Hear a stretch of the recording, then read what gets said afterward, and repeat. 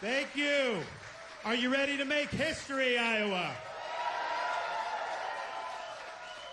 We've got a mission, January 15th. We are going to win the Iowa caucus, and that is going to propel us to being the 47th president of the United States, and you're going to make it happen. Thank you. And thanks for everybody that's spoken here today. I really appreciate all the support. Appreciate the First Lady, Casey, my wife. She has done most of these 99 counties, maybe not all, and our kids have done certainly a majority of the 99 counties, and so they've had a great experience with it. But I remember Governor Reynolds telling me early on, you got to do all 99. Like, that's the people that do that are the ones that win Iowa, but it's also just an important tradition to do the full grass league. So we decided that we would do it. It's not on a day-to-day basis. A lot of campaign consultants will tell you that you can be in more populated areas, or you can even get into other states, and sometimes they'll advise you not to do it. But to me, it was the right thing to do because you need to actually get out of the media fog. You can't just be on what's on social media. Don't worry about what the cable stations are saying. Talk to real Americans. Listen to real Americans. Answer their questions. Ask them for their support. And I'll tell you, we've had quite an experience. Casey, me and the kids, when we visited Sac County, we saw the world's largest popcorn ball, which was quite a sight. And I know some of you have seen that. More recently, we were in Chickasaw County, and we attended church services at the historic Little Brown Church, which, if you've never seen that, was really, really neat to be able to do. We were in Marshall County last month, and we got to visit the Iowa Veterans Home and hold a little impromptu town hall with a lot of our veterans. We had World War II vets, Korea vets. When we were in Audubon County, my kids and Casey and me went to this big, large bull statue, which I think is the largest bull statue in the entire world. And so we got to get some good pictures with that, which was a lot of fun. Of course, when we were in Story County, we attended the Cy-Hawk game, which probably did a little bit better for the Hawk side of that, but that's okay. But we do hope, we have the Big Ten championship game, so best of luck to the Iowa Hawkeyes when they play Michigan tonight. We were in Sioux City earlier today, and our oldest daughter was not feeling well, but the two younger, Mason 5 and Mamie, came up the stage with Casey and me when we first started. And, I kind of mess with the kids. You want to say anything? You want to do this? And sometimes they're shy. Sometimes they'll do it. Well, my son, I put him on the spot, and he's a huge sports guy. Like, he knows the scores, all this. So I said, hey, Mason, who is going to win, Michigan or Iowa? And granted, we did not orchestrate this beforehand. I was flying blind. I didn't know what he was going to say. And I kind of, as I let that slip my mouth, I'm like, if he says Michigan, he's going to get booed as a 5-year-old kid. That could leave lifelong scars. So I go, Mason, who's going to win? And he said, Iowa. And everyone started cheering. So, speaking of sports, when we were in Dubuque County, we visited the historic Field of Dreams movie site and got to play baseball on that field, and that was a lot of fun, and our kids were there and everything like that. When we were in Marion County, we got the Dutch letters and other sweets and desserts at the Jasmar Bakery, which was good, but it was what is it? Yarsmar, yes. See, it all blurs together when you do 99 counties in 3 months. Which was good, but when you bring these kids in and they get all these sweets, this was probably at like 11 in the morning, the rest of the day with that sugar high was very, very difficult for us, so we had fun. Allamakee, we did the WW Homestead and had the cheese curds and ice cream. My kids had a great time on that, and we brought a whole bunch of cheese curds back to the state of Florida, which was a lot of fun. We were able to do a town hall in Muscatine County at the Kent Corporation. We were able to tour a big ethanol refinery in Hamilton County, and we were able to do a lot with agriculture. Senator Zombach, where are you at? Are you here? We did his family farm in Delaware County. See back there? Yes. Okay. And then, of course, in Polk County, we did a lot of things but the Iowa State Fair, which was a really big deal for our family and for our kids. So we covered a lot of ground. We had a lot of good experiences. But talking with folks, seeing firsthand what people are dealing with, we got to see the resilience of farmers who have to deal with Mother Nature, but also have to deal with an overbearing government, and not just the federal government. You got to deal with like what California is doing that could affect things that are going on in Iowa and present challenges. We had a little tussle with California the other night, by the way, and I think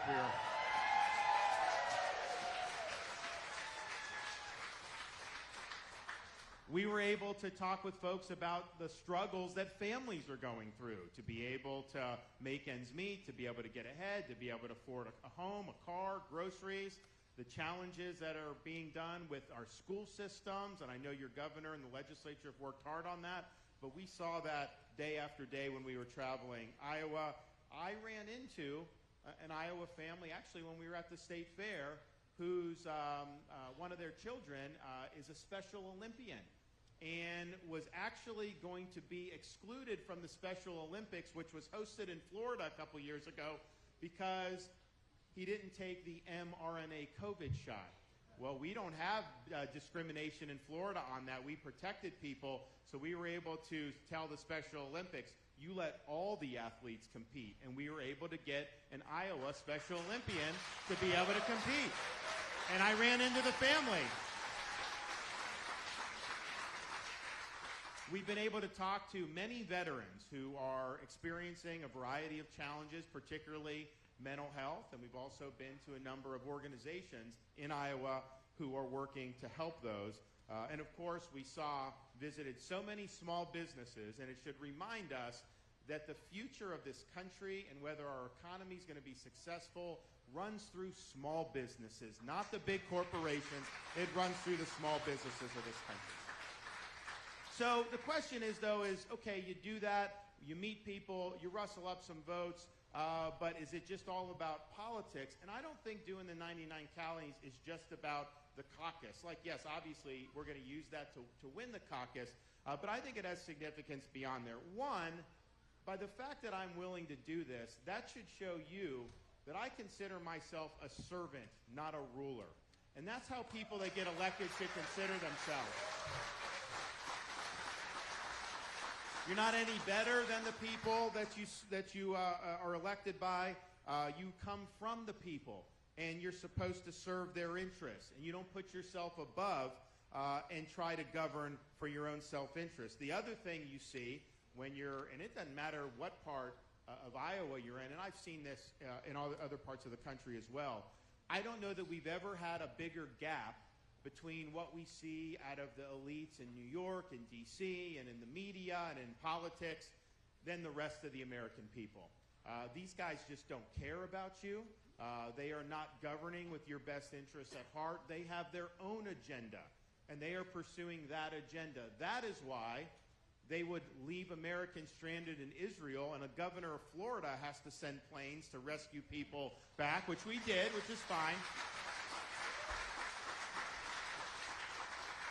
But then when they start moving people out, they dump them in Greece, and then they send them a bill for the services. Meanwhile, that same government and those same elites will let foreigners come into this country illegally, and they'll fly them anywhere they want free of charge. They'll put them in hotels free of charge.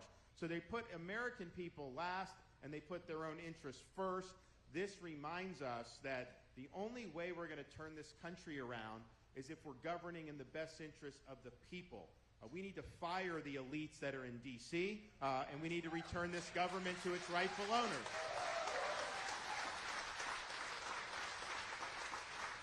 The other thing I think it shows is that support for any candidate for any office needs to be earned.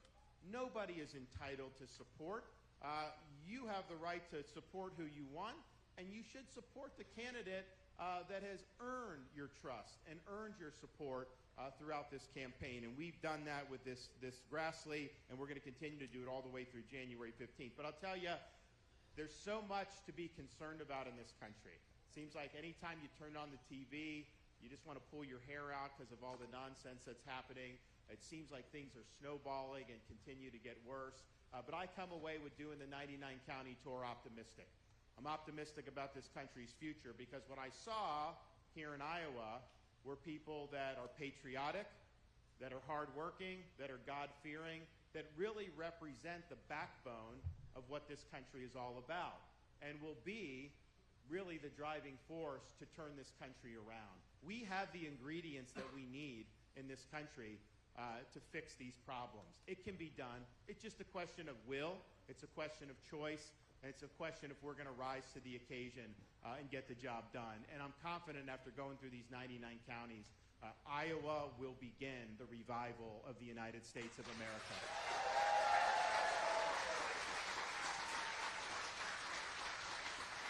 Now, one of the things that people had liked when I would talk about different things, and we've answered questions all over the state.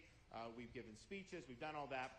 One of the things that I think people appreciated is we're going to be laser focused on returning the government to we the people, to getting the government back under the Constitution as the Founding Fathers envisioned. And part of that means we have to take power out of Washington, D.C. and send it to other parts of the country, to the people, to the states, respectively.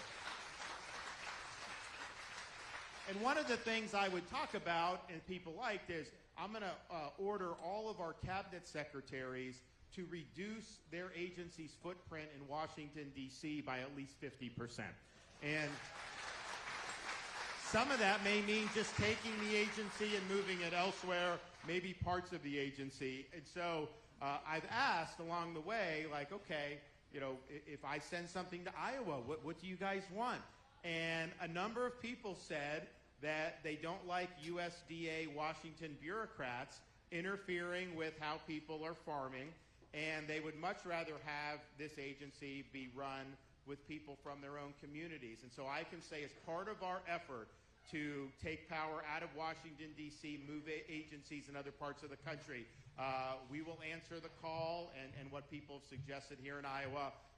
You guys will have first dibs on the Department of Agriculture. We'll send it to Iowa, and you guys take care of it.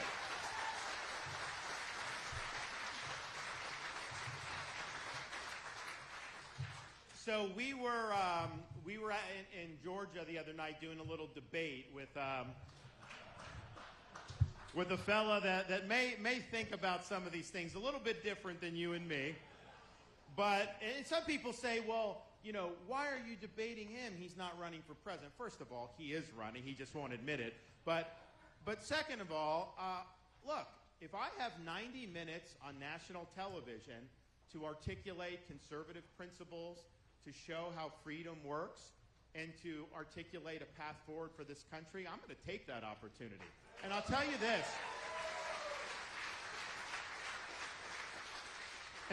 this. We've had a number of debates, and there's been other things, but the fact of the matter is, and Sean Hannity deserves credit for this, that was the most substantive debate that this country has had this entire political season. Because you saw the stakes. And so I wanted to take that opportunity, and I think it was good. And then it is just the fact that as Republicans, as we choose our candidate, we cannot assume that they are actually going to run Biden. A lot of Democrats, higher-ups, I think Obama, I think Bill Clinton, I think all these guys, the power brokers, I think they want Biden out, okay? Because they see he's not up to the job. And I think that there is going to be a movement, and it's tricky how they do it. But somebody like a Newsom who would be waiting in the wings, you know, maybe he's not considered such a good option after that debate, but who knows? But we got to be prepared with whatever they throw at us. And I wanted to show you as Republicans that I can stand on that stage, not just with an 82-year-old president past his prime, but their most coveted rising star who's in the prime and is known as this great debater. And so we show that you put me on that stage next fall, and I'm going to be able to do the job against all comers on the Democratic Party. They can bring whoever they want.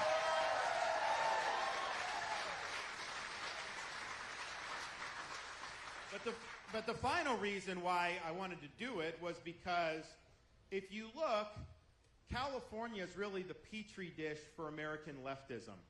Whatever Biden and Harris and these folks are cooking up in D.C., as bad as it is, it can get a lot worse.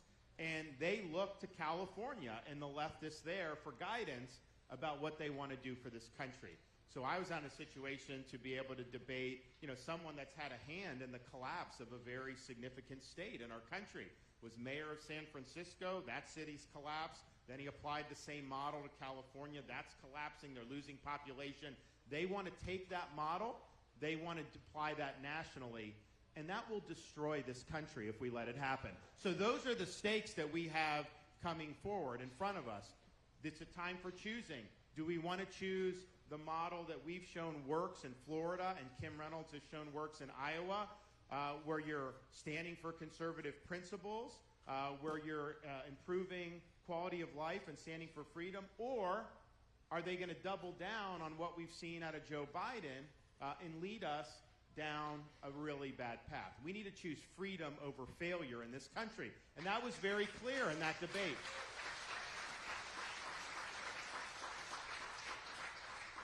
And one of the things I think it's like, what the left is trying to do to this country, what people in the media are helping them do, is they are just trying to lie to the public about almost everything that's going on. When that White House press secretary goes to that podium and tells you that the border is secure, they think you're stupid.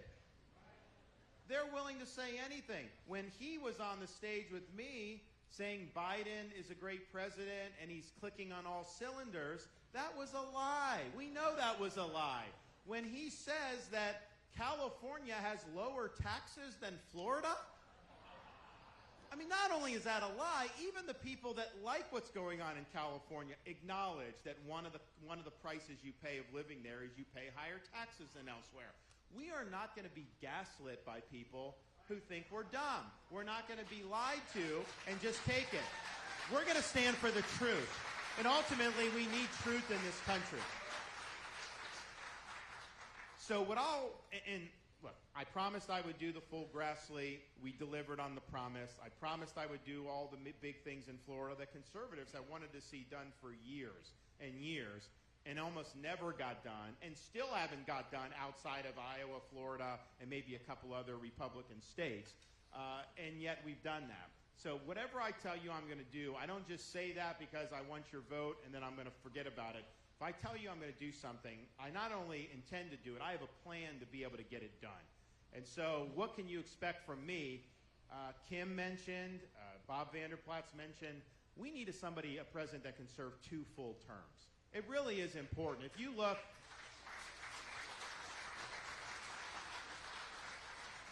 and I've been very frank with my views on President Trump's campaign, where he's campaigning on things that he promised to do in 2016 and didn't deliver, and he's doing the same promises: build the wall, drain the swamp, special counsel for Democrats, all this stuff. And I've been frank, but I've also acknowledged the good things that were done, and there were a lot of good things that were done. The problem is, almost everything good that was done was reversed by Biden on day one. And it's great that we had that, and obviously that was better than a Democrat, what they would have done, but literally it evaporated with like the stroke of a pen. And that's because one term just isn't enough to get those changes to stick. You got to be able to be someone that can work with the Congress and actually get things in legislation. But you need somebody like President Reagan when he came in, serving 2 terms, and then his legacy far outlasted those 8 years. The Democrats weren't able to reverse what he was doing, and he basically, his philosophy was the dominant philosophy in this country for a quarter of a century. We've got to have a president that can come in and not just be a caretaker for 4 years, but can be a change agent for 8 years that's going to fundamentally put this country on a different path. So I will do that. So after those 8 years, what am I going to be able to tell you we've actually accomplished? Because I'm not running for a title. I've got a title. I've got a great state, a great family. I accomplished everything I said I would do as governor. There's always more that you try to do for sure, but we've had an outstanding run, unlike anybody's ever seen in our state, especially for a Republican. So I'm not running for a title. I'm running to be able to deliver the results that this country needs to get back on track. So after 8 years, you get ready to leave office in January of 2033. You'll be able to hand off the reins, hopefully to a worthy successor. And what are you going to be able to tell the American people that you've actually accomplished? And here's how I'm going to be able to tell you that we've accomplished on your behalf. One, we're going to be able to say we restored the American dream in this country. People are going to be able to get ahead, who work hard, play by the rules, get the most out of their God-given ability. They're not going to be held back by government-induced inflation, government-induced high interest rates, excessive spending, excessive bureaucracy and regulation. We're going to get rid of all of that and give people the runway to be able to succeed again, and that includes having energy independence and security and opening up all our energy resources so that we can be dominant in energy and you pay less for gas and all the other stuff. And it's important that we get that done. The other thing we're going to be able to say is we have restored the sovereignty of the United States of America. Mexican drug cartels do not run our border anymore. People aren't being poisoned by the tens of thousands anymore. The invasion has ended and people have been sent back to their home country. We'll also be able to say that we have revitalized our nation's military, that we are the dominant power in this country and that in this world, and that we have successfully fended off the threat posed by the Chinese Communist Party. The 21st century is an American century, and we'll ensure that it remains an American century.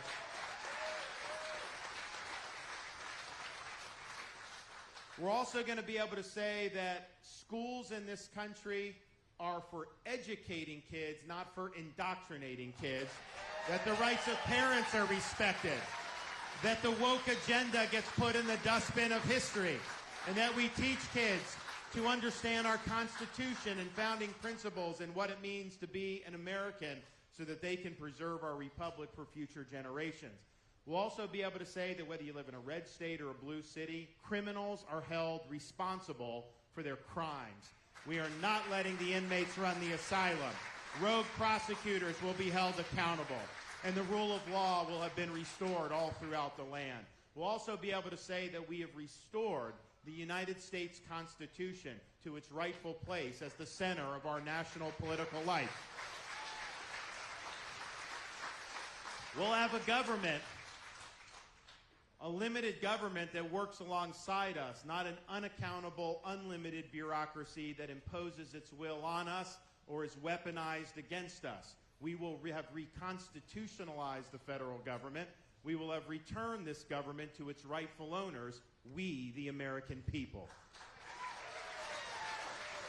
Now, if we can just say that, and we'll do more, but if we can just say we've accomplished all that, then that means we will have restored America to what President Reagan called a shining city on a hill. We will have ensured that we're not the first generation of Americans to turn over to our kids and grandkids an America less prosperous and less free than the one we inherited. No, we will have risen up and we will have met the challenge of the day. And our founding fathers understood this. When they went to the Constitutional Convention in 1787, they came armed, having studied the history of every republic in the history of mankind, because they wanted to make sure that they drew lessons from those experiences. And the thing that they found out was there was really only one thing that every republic in history up to that point in history had in common, and it was this. Every single one of them had failed. So they understood it fell to the United States of America to determine once and for all, can people really govern themselves? Can you have a country based on the idea that our rights come from God, not from the government? That we live under a rule of law, not at the whim of individual men? Or was mankind forever destined to live under various forms of despotism? And they fully expected that this country would decide that question once and for all. They also knew that their work at that convention was not the end of the story. When Benjamin Franklin walked out after signing the Constitution, he was asked, "Did you give us a republic or a monarchy?" He said, "A republic if you can keep it." Because they understand this is something that every generations of citizens will have to take care of. Freedom will come under attack, and people will have to stand up and do their part. And that includes sometimes wearing a uniform, risking your life, and even giving the last full measure of devotion and service to this country. And we see those folks memorialized in places like Arlington National Cemetery. Now, we are not called upon to make sacrifices of that nature, but what we are called upon to do is to preserve what President George Washington called the sacred fire of liberty. This was a fire that burned in Independence Hall in 1776 when 56 men pledged their lives, their fortunes, and their sacred honor to create a nation conceived in liberty. It's a fire that burned at a cemetery in Gettysburg, Pennsylvania, when our nation's first Republican president pledged this nation to a new birth of freedom. It's a fire that burned when a band of brothers stormed the beaches of Normandy, defeated Nazi Germany, and saved liberty throughout the world. It's a fire that burned at the foot of the Berlin Wall in 1987 when Ronald Reagan, our last two-term great Republican president, said, "Mr. Gorbachev, tear down this wall," and help bring communism and the Soviet Union down in the process. It is our responsibility to carry this torch. It is our responsibility to preserve that sacred fire of liberty. This is not a responsibility that I shy away from. It's a responsibility that I welcome.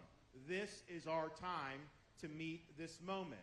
You, as Iowans, will have an integral role in ensuring that we're able to meet this moment.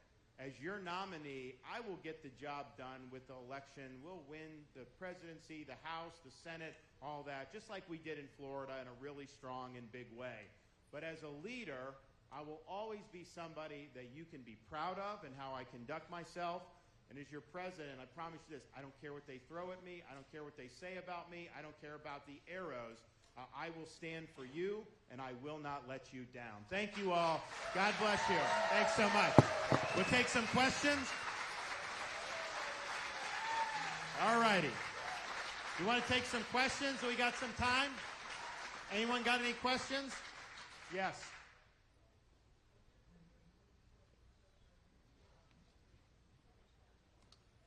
Well, Reagan is the greatest president, I think, since World War II. I think that he not only was successful in terms of his policies, he was very successful politically. And it's like, look, it's all about results. He took a country that people thought was failing, and he reinvigorated the idea of America. He increased patriotism. He gave people hope for a better future. And then, of course, the number one thing he had to confront was the Cold War and the Soviet Union. And by the time he left office, the Berlin Wall was on its last legs and came down shortly thereafter. That is a legacy you can be proud of. Yes.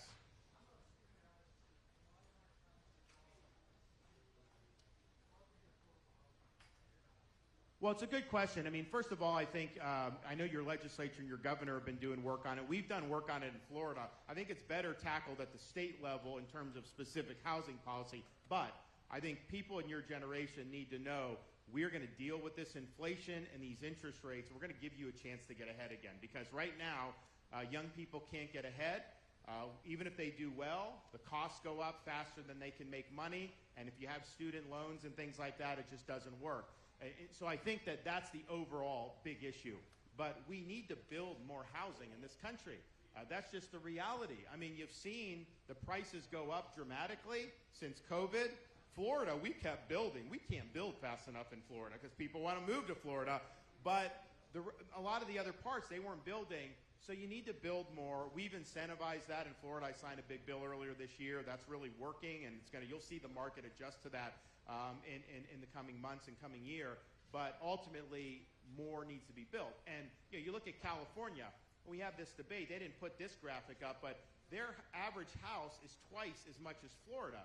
So you have middle-class people that will leave California, sell their house, and then they buy twice the house in Florida, and they pay less taxes. Why is that? Well, part of it is there's a demand in California in some of the nice areas for sure, but a lot of it is they have draconian restrictions on what you can build. So you can't build anything. Of course the prices are going to go up. So we got to build more. There's no doubt. Yeah? Yes.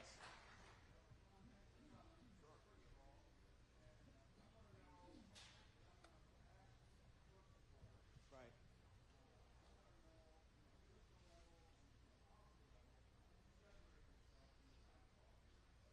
So one, I mean, I think his policies were overall sound. I think he had a lot of good policies. I think I've actually shown an ability to implement American First policies more effectively than he did. If you look at what we've done in Florida, everything I said that I would do, we did. And these are real significant conservative policies that people have wanted for a long time. So I think all the good parts that he stood for will build off of. But for example, like the border wall, having Mexico pay for it, I supported that. I thought that was a great idea. It didn't happen, and I think it was because you got to be in there on day one, and you cannot take any prisoners. Like, you have got to say, we need a wall. How do you get Mexico to pay for it? Yeah, they're not just going to give you money. You impose fees on the remittances that the foreign workers send back to their home countries. You'll raise billions of dollars. So we'll deliver on that, because I really believe the walls work, and if we had the wall, Biden would not have been able to bring in 8 million people. That would not have happened. We will do the swamp, but you got to be ready on day one to drain the swamp. And you can't appoint people who are part of the swamp, which, some of the people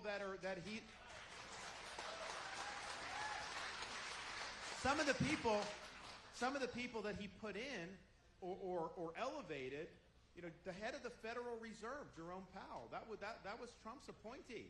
Not done a good job. He elevated Fauci. Not a good job. Fauci needs to be held accountable. We're going to bring a reckoning for this. We're going to hold these people accountable. Do not worry. So I think on personnel, you've got to attract folks that are mission-oriented. I don't care if they flatter me. Honestly, I've appointed people in Florida who opposed me in the primary when I ran in 2018 for governor, because our mission was aligned and I trusted them to do the good job. What you don't want is somebody who doesn't share the mission. Just because they say nice things about you, you're going to appoint them. You can't do it that way. So we will do personnel, I think, a lot differently than he did. And I think we'll also deal with some of these issues like China a little bit different than he did. I mean, I think his praise for Xi Jinping, to me, I just disagree with that. I mean, they unleashed COVID in this world. They unleashed fentanyl in this country. He's not somebody to be lauded or complimented. This guy is a dictator, and China is our #1 adversary. So we're going to be very clear on that, and we're going to hold China accountable for what they're doing with that. Now, in terms of kind of personal, how do you view things? Look, I think what I showed in Florida is, as a leader, anytime, look, some people get in office, they don't like making decisions, because anytime you make a decision, some like it, some don't. And that's just the way it goes. You can't shy away from that. And so I leaned in. I made big decisions. I got ahead of things, all that stuff. And so a lot of people liked it. Some people didn't. If I had just not done anything, maybe some of those people didn't like some of his decisions. Maybe they would have been more favorable or not. I mean, I won very big, but still. But here's the thing. What you don't want to do is repel people for no reason, okay? If they really disagree with the policies, fine. But I don't want to be insulting voters. I don't want to be getting into some of these needless food fights. I want to be higher. I want to set a good example for this country. I want to lift people up. I don't want to be grinding people down.